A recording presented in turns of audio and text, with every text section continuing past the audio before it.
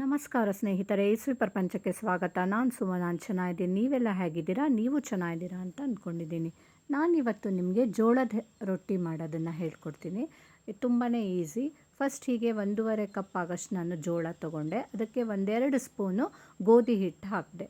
ಆಮೇಲೆ ನಾವು ಎಷ್ಟು ಜೋಳದ ಹಿಟ್ಟು ತೊಗೊಂಡಿರ್ತೀವೋ ಅಷ್ಟೇ ಒಂದೂವರೆ ಅಷ್ಟು ನೀರನ್ನು ಒಲೆ ಮೇಲಿಟ್ಟು ಕುದಿಸ್ಕೊಳ್ಬೇಕು. ಅದಕ್ಕೆ 1 ಸ್ಪೂನ್ ಉಪ್ಪು ಹಾಗೆ 1 ಸ್ಪೂನ್ ಎಣ್ಣೆ ಹಾಕಿಬಿಟ್ಟು ಚೆನ್ನಾಗಿ ಕುದಿಸ್ಕೊಳ್ಬೇಕು. ಒಂದು ಕುದಿ ಬಂದರೆ ಸಾಕು.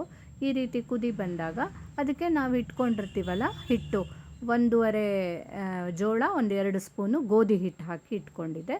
ಅದನ್ನು ಈ ರೀತಿ ಒಲೆ ಆರಿಸ್ಬಿಟ್ಟು ಈ ರೀತಿ ಎಲ್ಲ ಮಗಚ್ಕೊಂಡ್ಬಿಟ್ಟು ಒಂದು ಸರಿ ಇದರಲ್ಲಿ ಸೌಟಲ್ಲಿ ಹಾಗೆ ಮುಚ್ಚಿಟ್ಬಿಡಿ. ಒಂದು ಸ್ವಲ್ಪ ತಣ್ಣಗಾಗಲಿ, ಯಾಕಂತಂದರೆ ತುಂಬ ಬಿಸಿ ಇರುತ್ತಲ್ವ.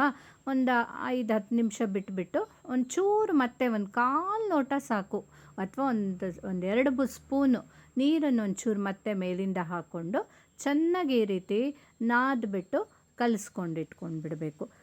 ಈ ಜೋಳನ ತಿನ್ನೋದ್ರಿಂದ ತುಂಬ ನಮ್ಗೆ ಒಳ್ಳೆಯದಿದೆ. ಇದರಲ್ಲಿ ನ್ಯೂಟ್ರಿಯೆಂಟ್ಸ್ ತುಂಬ ಇರುತ್ತೆ. Protein, dietary fibres, iron, magnesium, phosphorus, vitamin, potassium, ವಿಟಮಿನಲ್ಲಿ ನಿಯಾಸಿನ್, ಥಯಾಮಿನ್ ಎಲ್ಲ ಇರೋದ್ರಿಂದ ತುಂಬಾ ನ್ಯೂಟ್ರಿಯೆಂಟ್ಸ್ ಇರುತ್ತೆ ಇದರಲ್ಲಿ.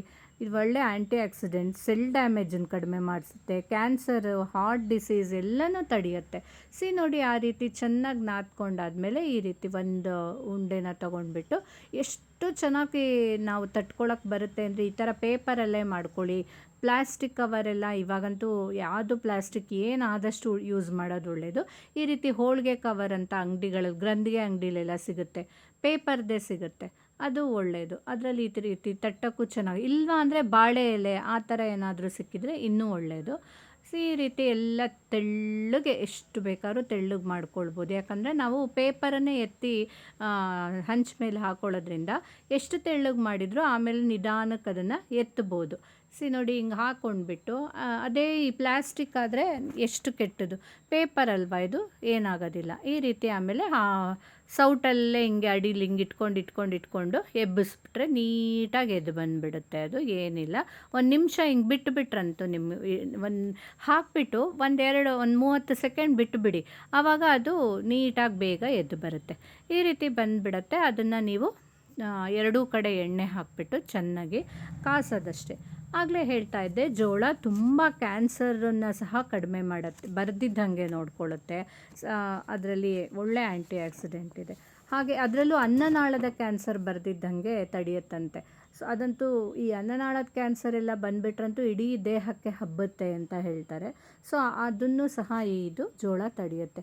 ಇದರಲ್ಲಿ ಒಳ್ಳೆ ಫೈಬರ್ ಇರೋದ್ರಿಂದ ವೆಯ್ಟ್ ಮ್ಯಾನೇಜ್ಮೆಂಟ್ ಮಾಡುತ್ತೆ, ಬ್ಲಡ್ ಶುಗರನ್ನು ರೆಗ್ಯುಲೇಟ್ ಮಾಡುತ್ತೆ, LDL ಅಂದರೆ ಬ್ಯಾಡ್ ಕೊಲೆಸ್ಟ್ರಾಲನ್ನು ಕಡಿಮೆ ಮಾಡಿ ಹಾರ್ಟ್ ಡಿಸೀಸ್ ಆಗದಿದ್ದಂಗೆ ನೋಡ್ಕೊಳ್ಳುತ್ತೆ. ಇದು ಗ್ಲೂಟನ್ ಫ್ರೀ, ಬೋನ್ ಹೆಲ್ತಿಗೆ ಒಳ್ಳೆಯದು, ಎನರ್ಜಿನ ಬೂಸ್ಟ್ ಮಾಡುತ್ತೆ. ಒಂದಲ್ಲ ತುಂಬ ಜೋಳ, ಅದಕ್ಕೆ ಅಲ್ವಾ ಈಗ ಡಾಕ್ಟರ್ಸ್ ಹೇಳ್ತಾರೆ ಚಪಾತಿಗಿಂತನೂ ಜೋಳ, ರಾಗಿ ಅದೆಲ್ಲ ಯೂಸ್ ಮಾಡಿ ಅಂತಲೇ ಡಾಕ್ಟರ್ಸು ಸಹ ಹೇಳ್ತಾರೆ.